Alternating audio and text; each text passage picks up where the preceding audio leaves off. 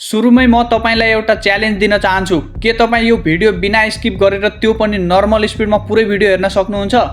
पक्कै पनि तपाईहरुमध्ये 70% दर्शकले सक्दैनन्, किनकि अहिलेका बच्चा र युवा हामी सबैलाई सोशल मिडियाको सर्ट्स भिडियोले हाम्रो माइन्डलाई यसरी म्यानिपुलेट गरेको छ कि हामी 1 मिनेट भन्दा लामो भिडियो पुरै हेर्नै सक्दैनौं। किनकि जबदेखि टिकटक, फेसबुक, युट्युब जस्ता सोशल मिडियाले सर्ट्स भिडियोको ट्रेन्ड चलायो, तबदेखि अहिलेका बच्चा र युथलाई भित्रबाट एकदमै खुकुलो बनाइदिएको छ। मोबाइल चलाउनु, भिडियो हेर्नु, रिल हेर्नु कुनै गलत कुरा भने होइन, तर समस्या कहाँनिर हुन्छ थाहा छ? जब तपाईँ 5 मिनेट भनेर फोन चलाउनुहुन्छ, त्यो 5 बाट कतिखेर 10 हुन्छ, कतिखेर 20 हुन्छ अनि कतिखेर घन्टौं, त्यो पत्तो नै हुँदैन। जब हामी सर्ट्स भिडियो चलाउँछौँ या हेर्छौँ, चाहे त्यो टिकटक होस् या फेसबुक होस् या युट्युब होस् या अन्य कुनै प्लेटफर्म होस्, त्यतिखेर हाम्रो बडीले एउटा केमिकल उत्पन्न गर्छ जसलाई डोपामाइन भनिन्छ। यो त्यही केमिकल हो जसले हामीलाई खुसी, चाहना र महसुस गराउने गर्छ। सोशल मिडियामा सर्ट्स भिडियो या रिल हेर्दा, सोशल मिडियामा लाइक कमेन्ट आउँदा, फोनमा गेम जित्दा हामी खुसी हुन्छौँ, त्यही डोपामाइन हो। यही डोपामाइनले नै हामी सोशल मिडिया एडिक्ट भइरहेका छौँ। अनि यही डोपामाइन धेरै भयो भने हामीलाई अल्छी लाग्ने, एउटै भिडियोबाट सन्तुष्ट नहुने, रियल लाइफमा काम गर्न मन नलाग्ने, बार रिल या मोबाइल स्क्रल गर्न मन लाग्ने हुन्छ। मैले यस भिडियोमा भनिरहेका सबै कुरा तपाईले रिलेट गर्नुहुन्छ होला। मैले भनेका कुराहरू पक्कै पनि तपाईले आफ्नो वरिपरिका बच्चा र युवामा देखेकै होला। अहिलेका बच्चा र युथहरू जति बेला पनि सुत्दाखेरि, खाँदाखेरि या टोयलेट जाँदा या यात्रा गर्दा होस् या पढ्ने बेला, जुनसुकै समयमा होस्, बिना मोबाइल स्क्रल गरी 5 मिनेट पनि खाली बस्न सक्दैनन्। किनकि अहिलेको समयमा TikTok, YouTube, Facebook reel, Instagram reel हेर्दा हेर्दै हाम्रो बानी नै यस्तै भइसकेको छ। अनि यही कारणले अहिलेका युवा र बच्चाहरूमा मस्तिष्क सम्बन्धी समस्या जस्तै छिटो रिसाउने, बिना कारण टोलाइरहने, अनुहारमा टेन्सन देखिने अनि कुनै पनि कुरामा ध्यान नलगाउने जस्ता लक्षण देखिँदै गरेको छ। यीमध्ये कुनै न कुनै एउटा समस्या तपाईहरू पनि पक्कै शिकार हुनुभएको होला। अहिलेको समयमा यस्तो डिजिटल नशाले हामीलाई मस्तिष्कमा मात्र नभई शारीरिक समस्या पनि बढाइरहेको छ। तपाईले विचार गरेको होला, मोबाइल धेरै चलाउने मध्ये कसैको घाँटी बाङ्गो भएको हुन्छ, कसैको आँखाको तलतिर कालो र खाल्टो परेको देखिन्छ, कसैको औँला नै फोन धेरै चलाएर त्यस्तै आकार जस्तो भइसकेको छ भने कसैलाई पेट सम्बन्धी समस्या बढाइरहेको छ। तर यतिसम्म हुँदा पनि तिनीहरू के भन्छन् थाहा छ? या यति त चल्छ, केही हुँदैन, नेपाली हो नि भनेर हल्कामा लिन्छन्। अहिलेको समयमा सर्ट्स भिडियोले सबैभन्दा बढी बर्बाद गर्दैछ साना बच्चाहरूलाई।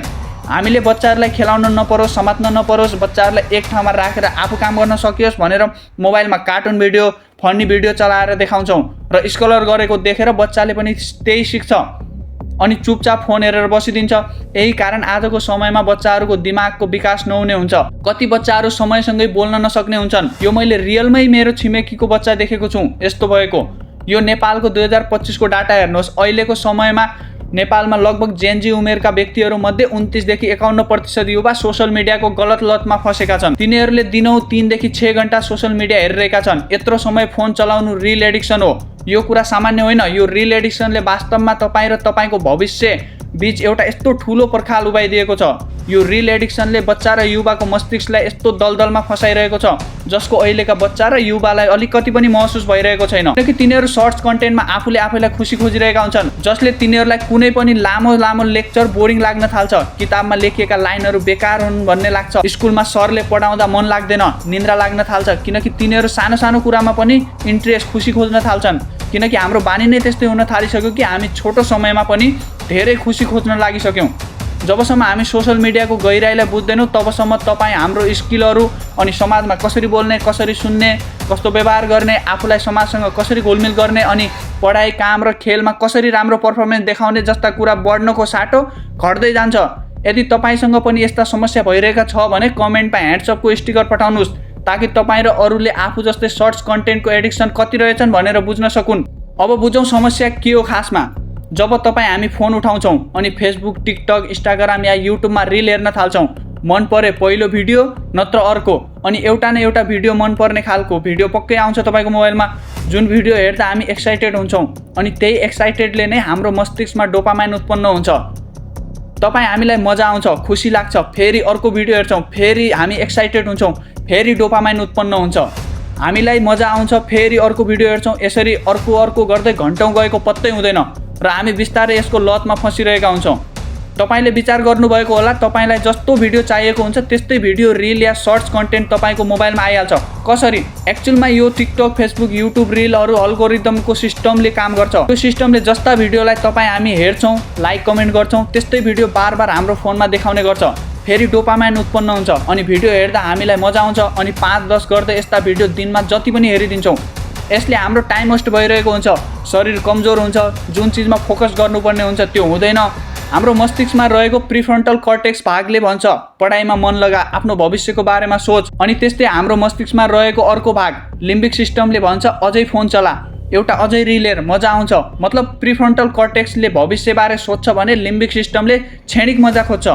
त्यसैले यदि डोपामाइन बढ्यो र एडिक्सन बढ्यो भने प्रिफ्रन्टल कर्टेक्स भाग कमजोर हुन्छ अनि लिम्बिक सिस्टम बढ्दै जान्छ अनि हामी मजाको चक्करमा पुरै दिन रिल हेरेर बिताइदिन्छौँ। हेर्नुस्, अब अन्त्यमा यो सबै त समस्या भयो। यदि सर्ट्स रिलबाट छुटकारा चाहनुहुन्छ भने केही उपाय छन् जसलाई फलो गरेर केही हदसम्म सर्ट्स एडिक्सन कम गर्न सकिन्छ।